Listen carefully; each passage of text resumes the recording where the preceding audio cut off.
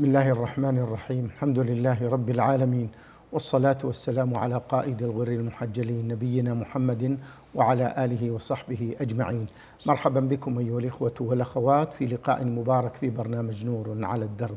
ضيف هذا اللقاء هو فضيلة الشيخ صالح ابن فوزان الفوزان، عضو هيئة كبار العلماء وعضو اللجنة الدائمة للإفتاء.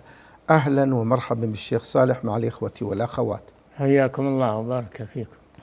هذا السائل أبو عبد الله يقول: يا شيخ صالح، ما سبب نزول سورة الإخلاص وما فضلها مأجورين؟ بسم الله الرحمن الرحيم، الحمد لله والصلاة والسلام على رسول الله وعلى آله وصحبه أجمعين.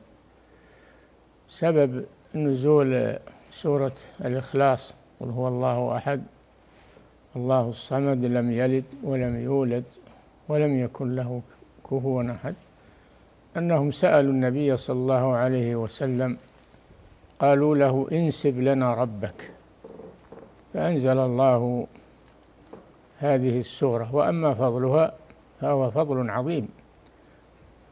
أخبر النبي صلى الله عليه وسلم أنها تعدل ثلث القرآن، لأنها خالصة في التوحيد. والقرآن ثلاثة أقسام: إما أخبار عن الماضي والمستقبل، وإما وعد ووعيد، وإما أحكام شرعية. فهي خلصت في النوع الأول وهو توحيد، أو النوع الثالث وهو التوحيد، خالصة في التوحيد.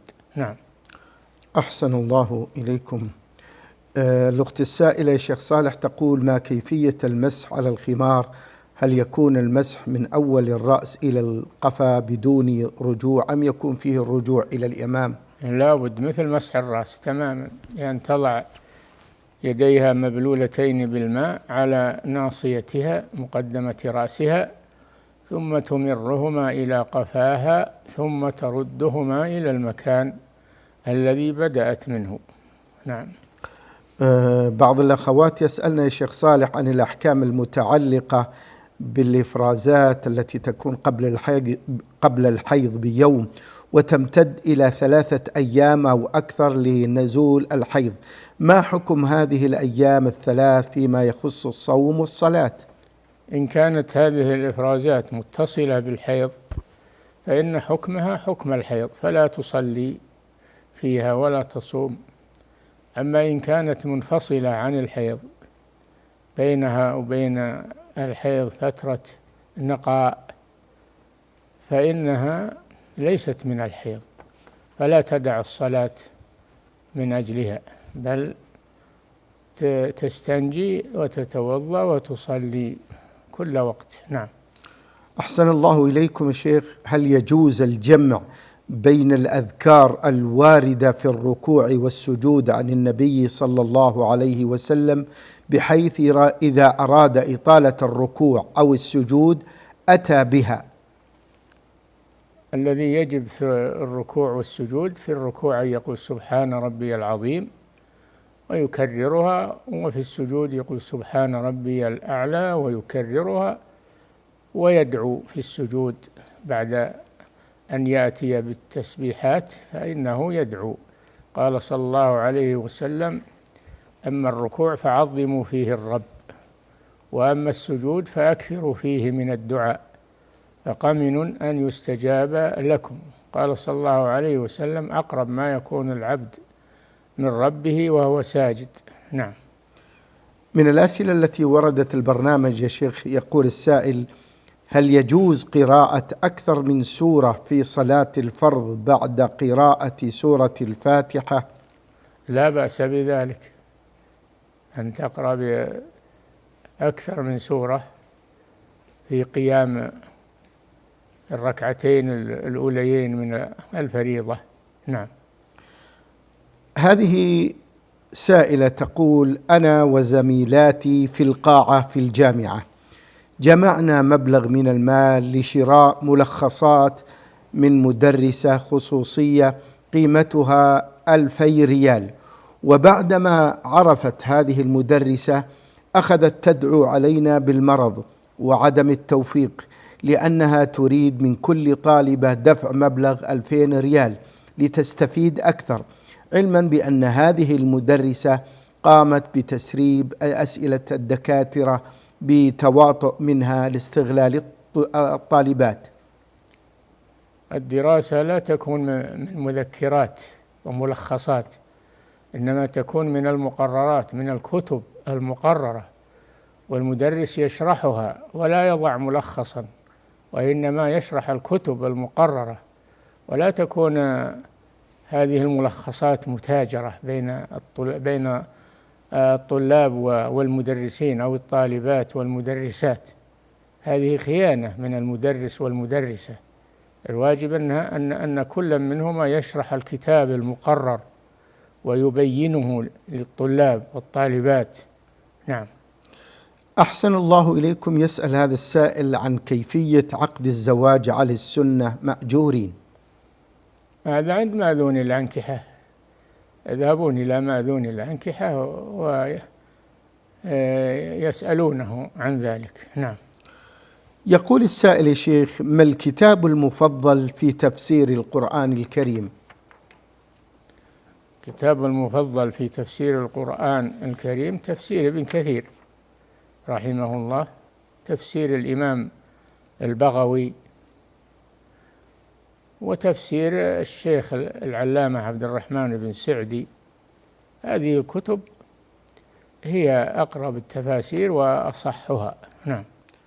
أحسن الله إليكم. السائل يقول: يا شيخ، نذرت على نفسي إن رجعت إلى فعل معصية معينة أن أصوم شهرين متتاليين، فوقعت في هذه المعصية مرة أخرى، كيف أوفي بهذا النذر مع العلم بأنني نذرت حتى أصعب على نفسي؟ يجب عليك الوفاء. من نذر أن يطيع الله فليطعه، ومن نذر أن يعصي الله فلا يعصه. فإذا فعلت ما نذرت على تركه، هذا حكمه حكم اليمين، يلزمك الوفاء به. نعم. هذا سائل يا شيخ يقول: أحسن الله إليكم، ما الضابط في تسمية الرجل بالعالم؟ العالم إذا كان فقيها بالكتاب والسنة ودارسا لكتب الفقه والأحكام قالوا له فقيه. نعم. له سؤال آخر متعلق بالسؤال الأول، يقول: ما المنهجية يا شيخ التي ينبغي أن يسلكها طالب العلم في دراسة الفقه وأصوله؟ المنهجية إن كان الدراسة النظامية إنه يدرس الكتب المقررة في الفقه والتوحيد والنحو وغير ذلك، وإن كان يقرأ على المشايخ في المساجد فإنه يسألهم عن الكتاب المناسب ليشرحوه له ويقرأه عليهم وهم يشرحونه له. نعم. هذا سائل يا شيخ يسأل عن نتف الشعر الموجود بين الحاجبين على الأنف مع الدليل. إذا كان كثيرا ومشوها فإنه يزيله، لأنه ليس من الحاجبين، فيزيل هذا الشعر الذي يقرن بين الحاجبين. نعم. هذا طالب في المرحلة المتوسطة يقول: قبل حوالي 3 سنوات يا شيخ شاركت في مسابقة لحفظ القرآن الكريم الفرع 30 جزء، لكنني في الحقيقة لم أكن أكملت بعد 3 أجزاء، غير أنني نجحت وفزت بالمرتبة الأولى، فما حكم الجائزة التي أخذتها مأجوري؟ إذا كانت الجائزة على حفظ القرآن كاملا وأنت قد بقي عليك 3 أجزاء فإنك لا تستحق هذه الجائزة ولا تحل لك، لأنها مشروطة بحفظ القرآن كاملا. نعم. أحسن الله إليكم. فضيلة الشيخ، يقول السائل: أود أن أسأل الشيخ صالح عن الأناشيد الدينية التي توضع فواصل، وخاصة التي انتشرت الآن بين الناس في الجوالات وفي غيرها مأجورين؟ ليس هناك أناشيد دينية، هذه عند الصوفية. الأناشيد الدينية عند الصوفية وهي مبتدعة، وأما غير الصوفية فليس عندهم أناشيد، إنما عندهم ذكر لله وتلاوة للقرآن والتسبيح والتهليل والتكبير. هذا الذي يتحلى به أهل السنة والجماعة، لا يتحلون بالأناشيد، إنما يتحلى بها الصوفية المبتدعة. نعم. أحسن الله إليكم شيخ صالح. يقول السائل: اشتريت قطعة أرض بدون دفع لثمنها، ثم بعتها لشخص آخر مع الزيادة في المبلغ، وبعد استلامي النقود من الشاري أخذت الفائدة والباقي أعطيته لصاحب الأرض، فما حكم هذا العمل؟ إذا كنت اشتريتها وتملكتها واستلمتها استلمتها بأن خلي بينك وبينها بالتخلية، لك أن تبيعها وثمنها لك، ليس للبائع. البائع أخذ ثمنها منك. أما إذا كان بقي في الأرض شيء لم يقع عليه البيع فهذا للبائع، أنت إنما تبيع ما تملك من الأرض. نعم. يقول هذا السائل: يا شيخ، ما حكم بيع وشراء كلب الصيد والحراسة؟ لا يجوز بيع، نهى النبي صلى الله عليه وسلم عن ثمن الكلب في الحديث الصحيح، فلا يباع الكلب لا للصيد ولا للحراسة. لكن إذا دفعت شيئا مكافأة على أنه مكافأة لصاحب الكلب الذي يختص به، كلب الصيد أو كلب الماشية اختصاص، تدفع له شيئا من مقابل الاختصاص ليتنازل لك، هذا لا بأس به. نعم. هذا سائل يقول: سماحة الوالد العلامة الشيخ صالح الفوزان، السلام عليكم ورحمة الله وبركاته. لي سؤال: لقد اعتمرت أنا وزوجتي قبل عدة سنوات، وعندما اقتربنا من الحرم أخبرتني زوجتي بأنها حاضت، فقلت لها: اسعي وأجلي الطواف لوقت آخر حتى تطهري. سعت ولله الحمد، ولكننا عدنا قبل أن تطهر وتكمل الطواف، علما بأنه حصل جماع. ماذا على زوجتي وعلي الآن مأجوري؟ إذا أحرمت المرأة بالحج وأصابها الحيض فإنها تفعل ما يفعل الحاج غير الطواف بالبيت. وأما العمرة فلا تؤدي شيئا منها، لأن أول أركان العمرة هو الطواف، فتنتظر حتى ينقطع الحيض وتغتسل ثم تطوف. قال صلى الله عليه وسلم لعائشة لما حاضت وهي محرمة: افعلي ما يفعل الحاج، غير أن لا تطوفي بالبيت حتى تطهري، فالعمرة باقية في ذمتها، وأنت وطأتها ففسدت العمرة، فعليها أن تؤدي العمرة وهي فاسدة، تؤديها، ثم إذا فرغت منها تذهب إلى الميقات الذي أحرمت منه بتلك العمرة، فتحرم منه بعمرة صحيحة، ثم تذهب إلى البيت وتؤدي العمرة على طهارة. نعم. أحسن الله إليكم. يقول: ما المراد بتفسير الآية؟ ويكون عليها فدية أيضا عن الجماع الذي حصل وهي محرمة. نعم. يقول: ما المراد بالآية الكريمة: تلك الرسل فضلنا بعضهم على بعض؟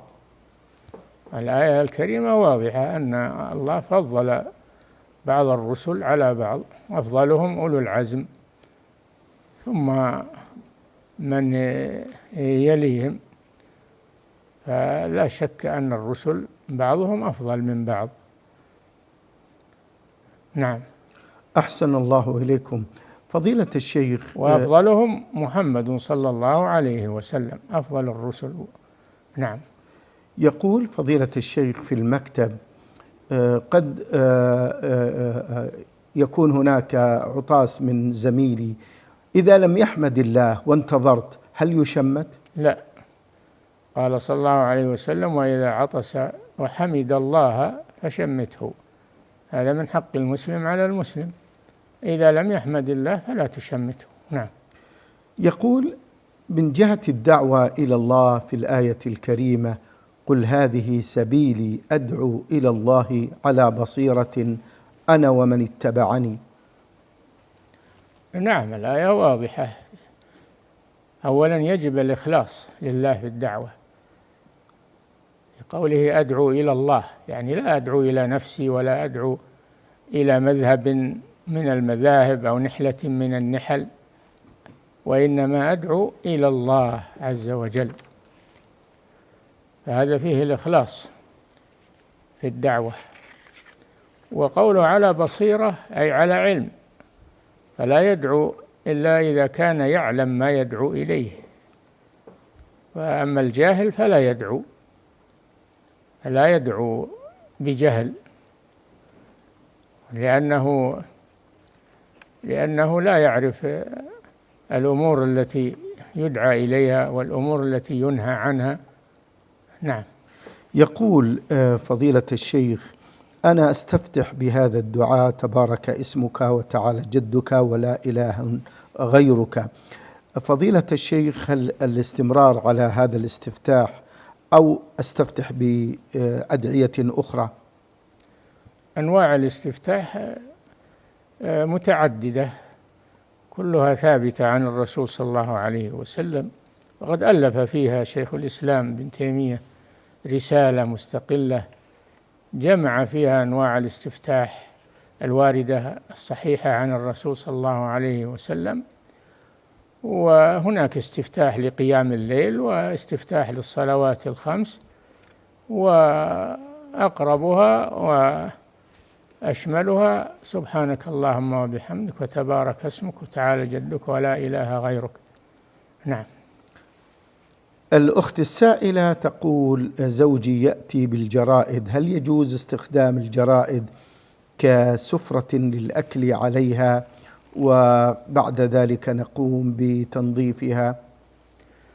إذا كان فيها شيء من أسماء الله، تشوفون فيها شيء من أسماء الله أو آية من القرآن أو حديث عن الرسول صلى الله عليه وسلم أو كلام أهل العلم، فلا يجوز لكم أن تمتهنوها.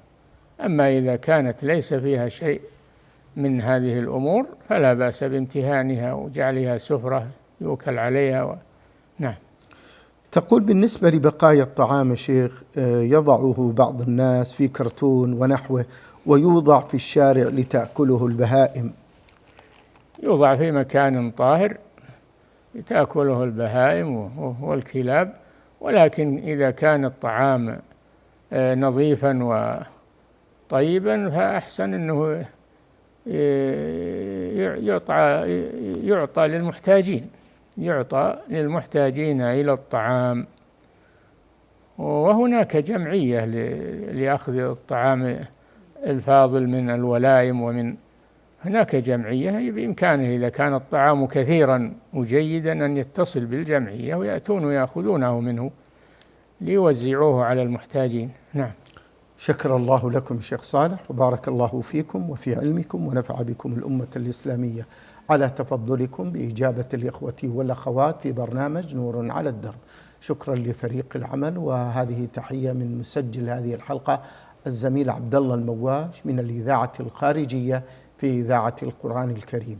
السلام عليكم ورحمة الله وبركاته.